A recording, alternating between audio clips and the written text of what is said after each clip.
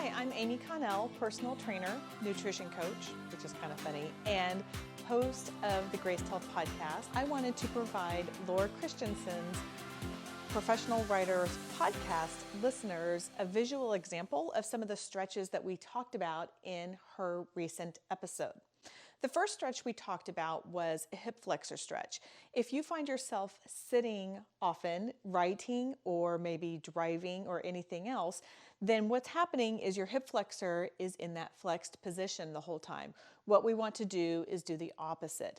So in order to do that stretch, first you want to roll your shoulders back, kind of pull that core in. So it's kind of like someone, if they were going to come up and punch you in the gut, you would pull your belly button back, you would lace your rib cage together and protect your insides.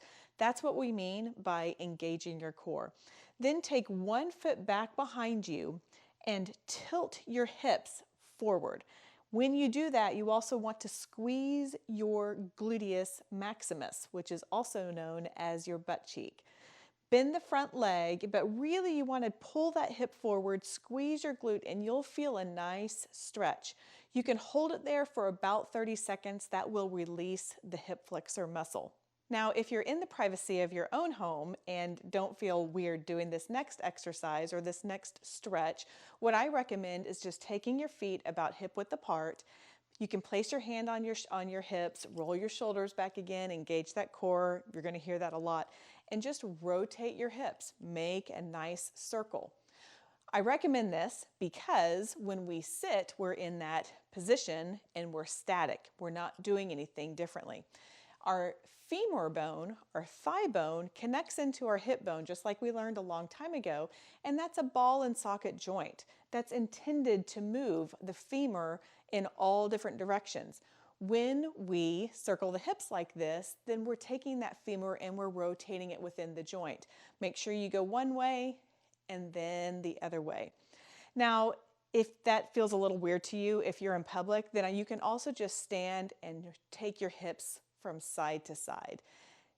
Take it, listen to your body. If you need to hold it there for a little bit, you can hold it there. If it feels better to move it constantly, then you can move it constantly. There's no one right way to do it. The point is just to get your hips and your femurs moving in lots of different directions. Now, another thing that we do when we write is we have our hands by our side all day long. Now, I do have a standing desk, but if you are sitting down or standing up, then chances are you're probably hunched over a little bit, your head might be pulled forward a little bit, and your arms are like this. What we want to do is the opposite of that. A really simple stretch is to take your hands back behind your back, clasp your hands and open it up. Now, if you can't quite reach all the way, that's okay. Just maybe you can reach your fingers or you can grab one hand behind, however you can to open that up.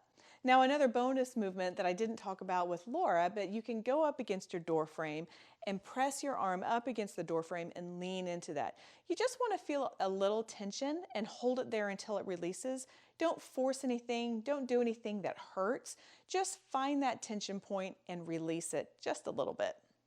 And of course, I couldn't get off the conversation without talking about proper ways to hold our phone.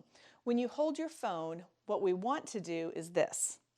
Take our head down and we're pulling our head and we're rounding our shoulders. When possible, and look, I'm guilty of this too, but if you can, roll your shoulders back, bring your phone up so you can keep your ears in line with your shoulders and your eyes can look down and type this way. Ideally, it's up here, but who's going to do that? So pull it up a little bit, keep your head in line. That's the key. If you start rounding out your head, that's when you're going to get a lot of neck and back issues. Now, if you find your wrists are tightening up because you're getting so much done and you're so productive, a really simple stretch you can do for your wrist is to clasp your hands together and then simply create a figure 8. Do it nice and slowly. We're not in a race here. All we're trying to do is just stretch the ligaments, stretch the muscles, and get all of the joints moving in different directions than just right here. And then if you want, let's see, I'm going this way. So if you want to challenge your mind, go the other way. It looks easy. It's not always easy. The last two movements I want to share with you are actually on the floor. If you are comfortable getting on the floor, you can do this. And if not, then that's okay. You can also take a pillow and put it under your knees if your knees get a little sensitive or tender. But you can come down onto your hands and knees. And I always recommend anytime you're in the hands and knees position, take your shoulders and roll them back and then pull that core in. Now to stretch your wrists, again, we want to do it the opposite way, just like we talked about on the podcast, and move your hands in the opposite direction it has been.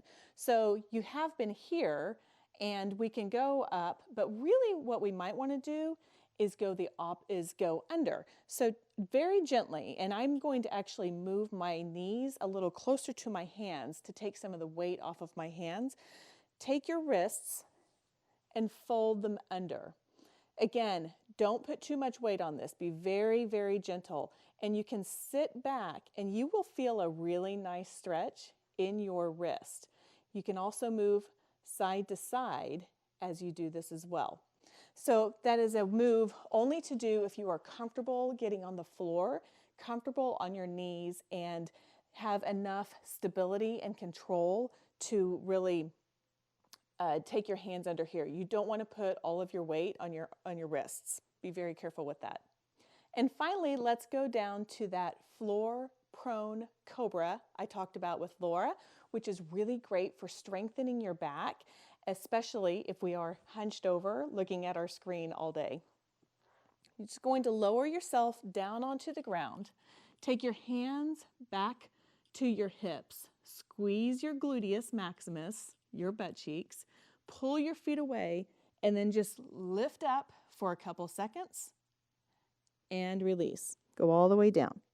And then lift up again, pulling your hands away, squeezing your glutes, and down. Remember, just like we talked about on the Professional Writer podcast, start off maybe even just 4 repetitions of that, maybe up to 8. See how you feel. There's no one right way to do it, except that you are meeting your body where you are. I hope you've enjoyed this demonstration of movements. If you haven't, make sure that you go listen to the Professional Writers podcast.